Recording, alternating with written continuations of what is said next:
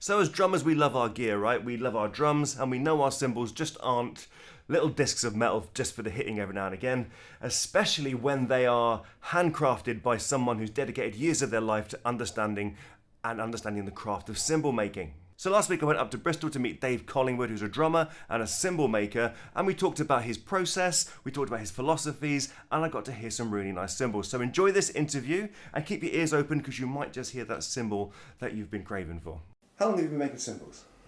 The quick answer to that, I started learning about, or teaching myself, probably about 12, 13 years ago. Uh-huh. In terms of actually understanding what I'm doing and making cymbals, I have no idea. Like probably about a year, if that. But that's all tied up in my nonsense about what is a cymbal and what is the craft and so on and so forth. I was a touring drummer for many years and then I had kids, so kind of necessity to step away from life on the road. I didn't want to be away while my kids were young. My granddad worked on Concorde here in Bristol. He was an engineer in the aviation industry, and he and I used to break things and fix things, and so I've got that kind of tinkering mindset of figuring out how and why things work the way they do or don't work the way they're supposed to or whatever. And cymbals seem like a very good way to use that mindset and stay involved in music and drumming. Because obviously once I stopped touring, I wasn't sort of earning from music like I was. I retrained and did some tried growing up for a little bit is the way I put it. And just, while I had time, I just started tinkering with bits of metal and hammers and seeing what happened.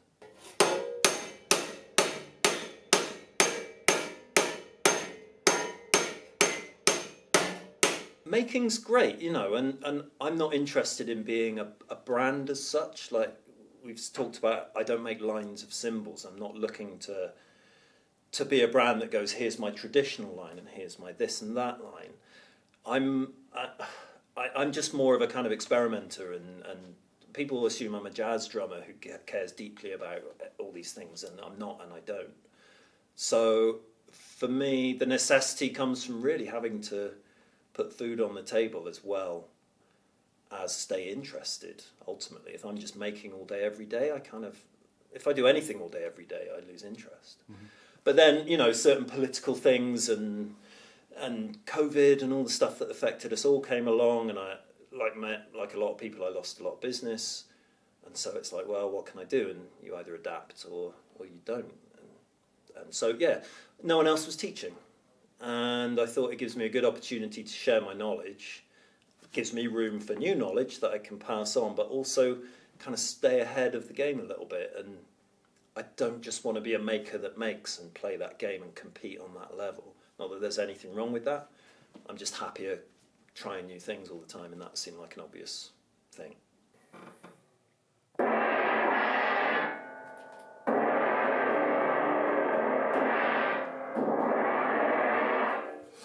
Cool. What is a cymbal? Well, here we go. So this is something I'm having discussions about at the moment, because I'm part of a team building a guild for cymbalsmiths, and we're trying to define what a cymbalsmith is, and because the guy I'm working with and myself, we have slightly different angles, which is great. We're sort of disagreeing and pushing each other and finding points of agreement, but the ultimate thing of that is like, well, what even is a cymbal then?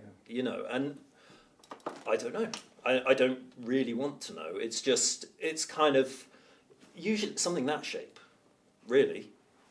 Cut holes out of it or bend the edge up or whatever, hit it with a stick, you just got to make an arbitrary decision. I kind of don't care, but rather than being an artisan who says, my job is trying to decide what a cymbal is, I'd rather say I make cymbals, just let that be accepted and then do my work, even though I don't have a clue what it actually means. You can go mad figuring out all this stuff. Let the user decide. Yeah, totally. Yeah. In a kind of pretentious way, it's not really about making the cymbal. It's just about discovering what I can do with the metal. And then once I've learned something, I move it on and I try something else on the next one. And, trial and error and combine ideas and see what happens, basically. So anyway, these hi-hats, I believe they're 14 inches. I've just laid them today. They're Turkish blanks, or they were Turkish blanks, Turkish B20 bronze, and I don't know what else to say about them really. My method is very much like trial and error, like I said. So I used a slightly different hammer. You can maybe see there's like smaller hammer marks going on, so I'm experimenting with different ways of moving pockets of material at a time and how that affects the overall shape of the things. And these have got a little bit of new processing in the sense that new technique to me that I'm just trying and that I found.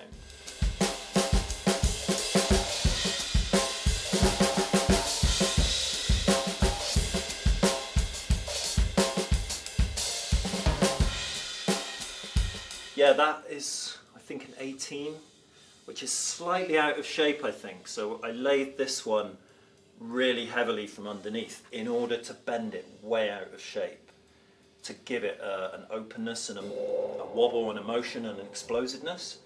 And then the lathing on top, I made sure I pushed the shape back in. There's a lot in that, but you can kind of take stuff out on one side and put it back in on the other.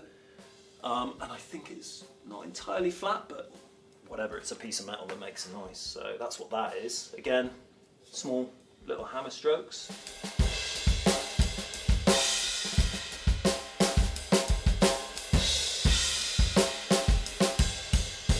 That, I believe, is one I thought was finished. So you can even see just the ends of my logo there, and then I decided I wanted to change it. So I need to do something about that and pretend that's not there.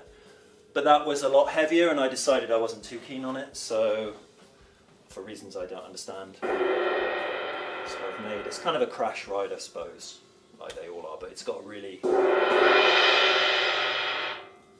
don't know how to describe it, it's got that sound.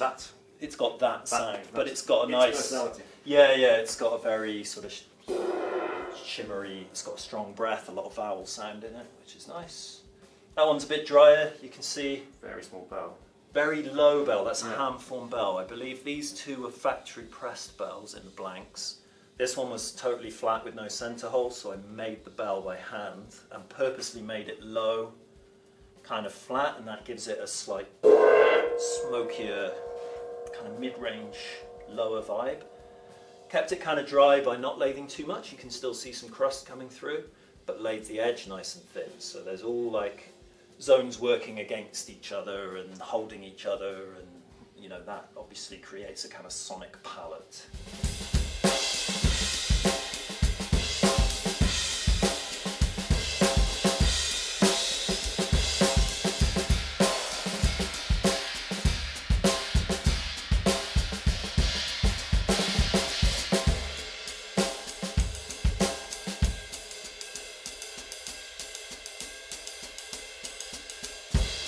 People ask about tuning cymbals and how do you tune them. I don't think I do.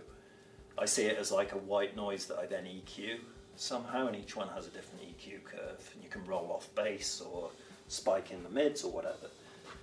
That was a ride. It was on the way to becoming a ride, a thin ride, and I just decided to flange the edge up and turn it into a kind of swishy, pangy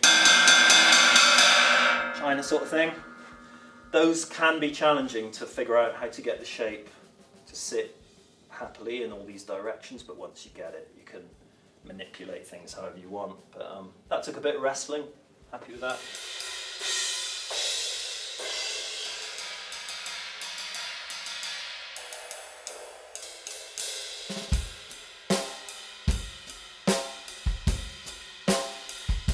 Flat ride. I actually hammered in a load of clusters. You can kind of see. I don't know if you've seen those cymbals that had real full-on like bumps in them.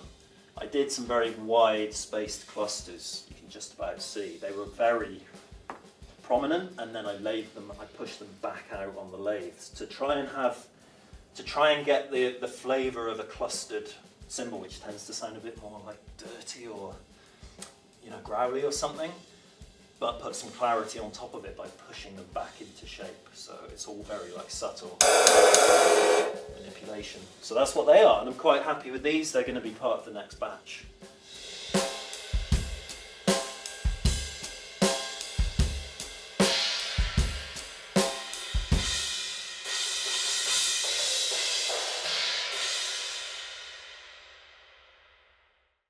everyone knows that, there's not literally a force field around a crash cymbal that's stopping the tip of the stick getting to it to ride it.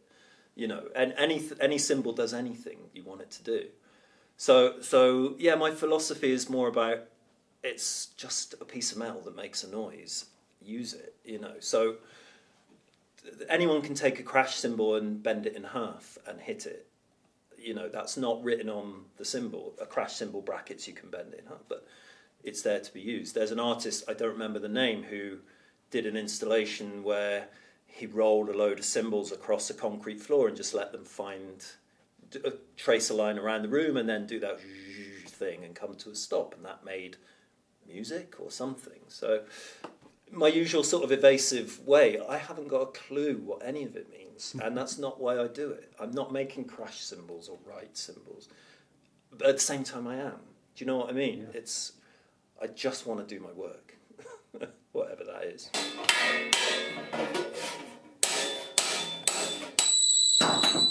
Did you get that? Most of the Turkish manufacturers at least, will provide blanks. You tend to order them by weight and diameter. It takes a while to learn what you need and why, or what you're able to do with certain parameters. Turkish B20 bronze is what I know and love. So B20 literally refers to the composition of the alloy, bronze being an alloy of copper and tin. B20 means there's 20% tin, there's 80% copper.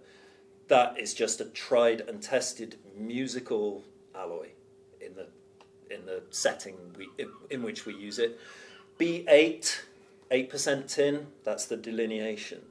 Tends to be in more sort of entry level, cheaper, less expensive cymbals. But then again, someone like Peisty, another independent, Matt Nolan, who's actually not far from me geographically, uses a lot of different alloys with amazing results. It's not that they can't be used, it's just that what you can do with them tends to lend itself to an efficient production of a certain thing. Mm-hmm. So I mean, I'll get certain manufacturers reaching out going, we can provide blanks and we've got B25. I'm like, well, what is it, 5 better? Like, what does that mean?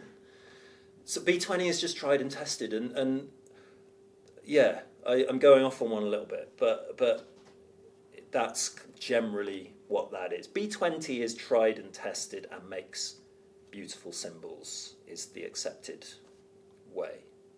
I've got one B10 cymbal left, which is from a Chinese blank. It works very differently, so I'll feel the difference in the hammering. And the lathing, it cuts differently because it's literally a different material, it's a different piece of metal. So what you can do with it changes. But I quite like parameters and limits and boundaries and then finding what's inside there. The whole kind of idea of freedom of expression and the kind of hippie ideal of no rules man. Again, I'm kind of going a bit too deep into it, but I kind of think that's BS in a way. I'm all for it, but I think it's often used either as an excuse or it's adopted unthinkingly. Nothing wrong with putting limits on stuff and going, what can I do in those limits? So for me, I just work on B20, the occasional other thing, because there's still an infinite amount of stuff to figure out and see what you can do with it, and gives you something to bounce up against if you've got limits.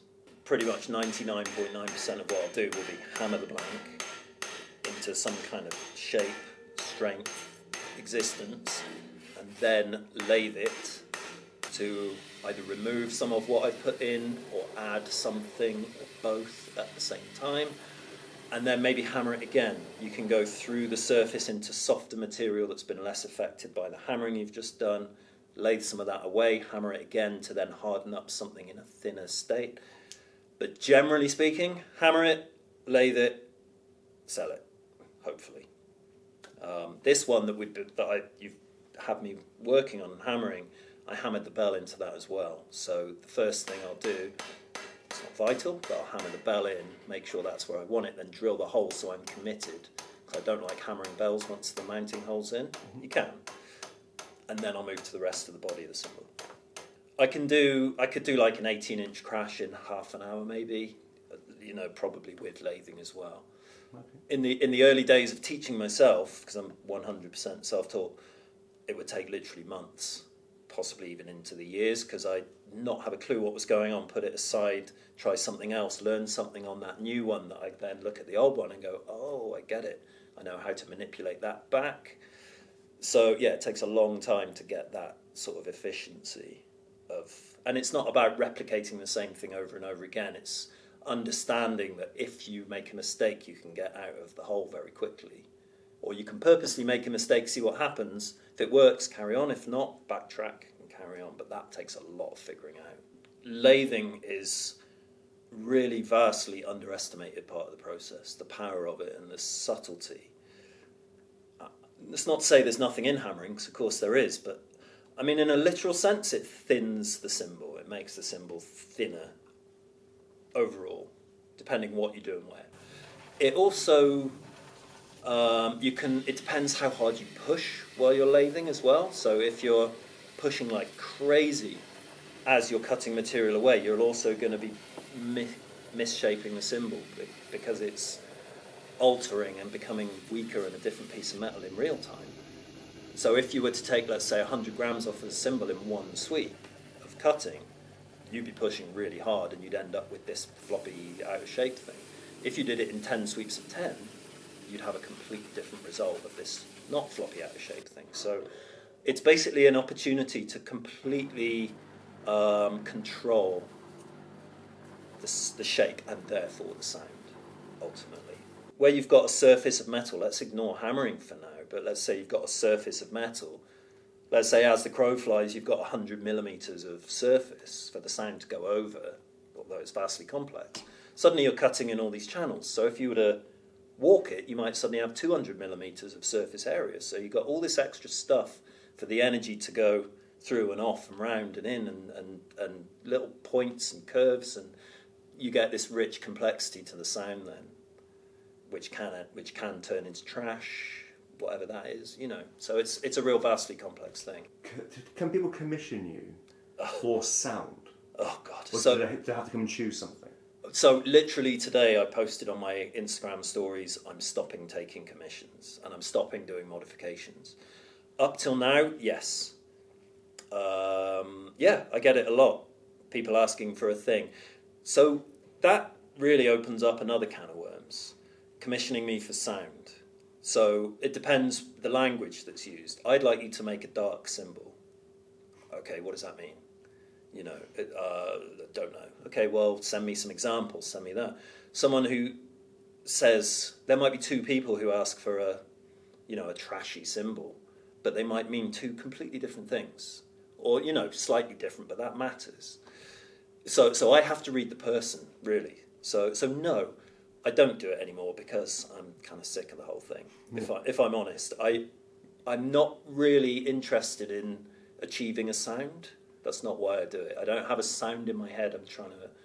I start from the ground up. I just take away what isn't right about something until I think, well, I can see no more mistakes. So I move it on and end of story.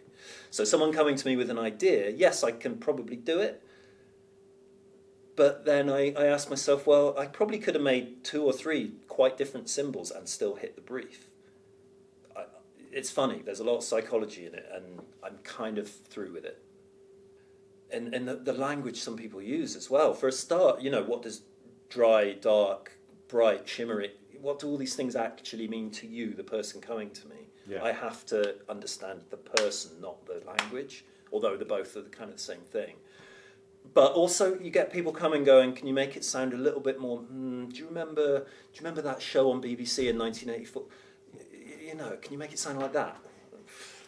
What, nostalgic? Or does it have to sound like pulp? None of it makes any sense. None of it means anything. I'm not interested anymore. Yeah, we did it. And as a businessman, I got to live with the consequences of that. Maybe I buy 3 blanks of precisely the same weight. Yeah, from the same place, same weight, same diameter. There's always going to be natural variations in them, granted, and I can intend to make the same thing 3 times. Yeah. Will they be the same thing? No. Plain and simple. No, they won't. But then maybe drummers don't expect that. You can go to any drum shop and play 10 major brand this line of cymbals, and they're supposed to be the same, and they won't be. but there'll be enough within these parameters to be able to apply the label and go, yeah, those are the whatever symbol. A lot of the big guys sell consistency and inconsistency, both as a good thing. Yes, but I think that is a swinging pendulum. I think, so for example, Danny Carey from Tool uses Paiste cymbals. I love his drumming, and I love the Paiste cymbal sound he's got. My favourite record of all time, which we talked about earlier, which is the whole reason I make cymbals, the guy uses just off-the-shelf Paiste cymbals. But the way they're used is very inventive and sensitive and dynamic. But to go back to Danny Carey, like, his cymbals are so precise sounding, and his playing is so precise. As a good thing, you know, there's precision and chops as a bad thing, but in his case I think it serves the music, because the music's so kind of dark and unknowable and a bit like off kilter, but it has this really mechanical, machine-like precision to it, and that makes it even darker. I think it's like, who's producing this music? There's no sloppiness in it, you know, and that in a sense makes it less knowable because it's so precise. So the character of those cymbals fits perfectly in that very sort of subtle way. Paiste are great at consistency, and they're someone who, they make B8 cymbals and B12 and B15, I believe, and they're beautiful. They're so consistently made that there's a crisp beauty in that consistency. Consistency where you know, that's a very learned deep dive of consistency. Consistency in the sense that put a blank, press the button on the CNC, next one. Yeah, that's consistent, but is it characterful? Maybe. I don't know. But I think there's a bit of a shift now, but there's a lot of independent cymbalsmiths cropping up, and I guess I'm partly to blame for that. But there seems to be a little shift back towards the old world, and I've kind of seen that coming for a while. You know, there's the biggest cymbal company has just famously released a new line of cymbals, supposedly harking back, with a massive price tag. And it's quite controversial, which is great for them. You've got to tip our hat to the big business, whether we like it or not. But I think there is a slight shift backwards now to character and handmade and all this. At the same time, though, you can tell someone something's handmade. You can claim it's handmade, therefore. That doesn't necessarily mean it's better or worse or whatever. There's a lot of cymbalsmiths now using power hammers or machine rotary hammering and consistent making, and then maybe finishing off by hand or lathing by hand, and being very open about it. And I think that's still a completely valid creative scene that's just producing noise out of metal. End of story. At least they're honest about it. There's a little bit of wool over eyes here and there in the industry, which I won't go too far into. That's where I start having a problem with it. It's like handmade, preform blanks perhaps, but you know, that's a debate. I don't claim to have the answer. Patreon.com/Collingwood Cymbals. So at the moment, I'd say there's over 400 videos, tutorials, interviews, just me and my stupid jokes and insights and things to get people thinking. Every month there's a group Zoom meeting where cymbalsmiths from anywhere in the world, if you're a member, there's free membership as well. You can join this group meeting and we just talk and help each other, and we're all friends. And if we happen to be in the same countries at the same time, we meet up. And it's just a cool little community of kind of like-minded but also very unique aspects. People coming together and nerding out, essentially, and having fun. So yeah, that's on Patreon. I tend not to. I like to say I do teach cymbal making, but it's not that I show you what to do. I don't say this is how you make a cymbal. A lot of my students call me a therapist in that I think it's about the person again, like trying to read what someone wants from a cymbal. I help them figure themselves out and their own way through problems. I can help them avoid a lot of the very costly, frustrating mistakes I made in the early years. Granted, I can do that. But also what I'm trying to do is just get them to see something in their own way so that they can go off and explore by themselves. You know, I'm not showing them this is how you make a cymbal start to finish. Now you can make another one. It's like, this is how you can start. And that's often a long, years-long process, but that's what it's there for. They can come here, and they do. I do experiences, so, 3 hours of an afternoon, someone might buy the experience for a relative who's a drummer, and they might come in. They've never even known you can make cymbals by hand. They sit here, I guide them through, and we make a cymbal. They go away with this beautiful handmade thing that Dave made. They'll never touch a cymbal with a hammer again, probably, but there's that available. But I have people coming here from all over the world to actually learn the craft. So several of the newer guys now, and I've taught a lot of people now. They'll come here for like a day, 3 days, 5 days, and we'll dive deep into it, and then they can go away and set up and try and do it themselves. Or I travel as well. I've just been in the US, was in Texas, helping someone with their lathe and showing them some hammering techniques. So I'll travel to people. I can either help them set their workshop up or literally, make a cymbal with them. So yeah, anything and everything.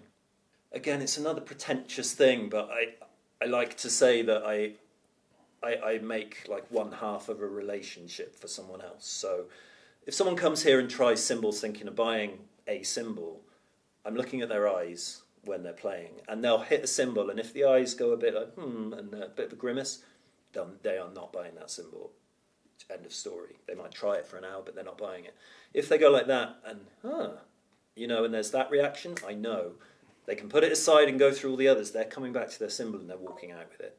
So it's about capturing something they feel they can work with, and that, I think, is why people spend money on something that I make. Make of that what you will.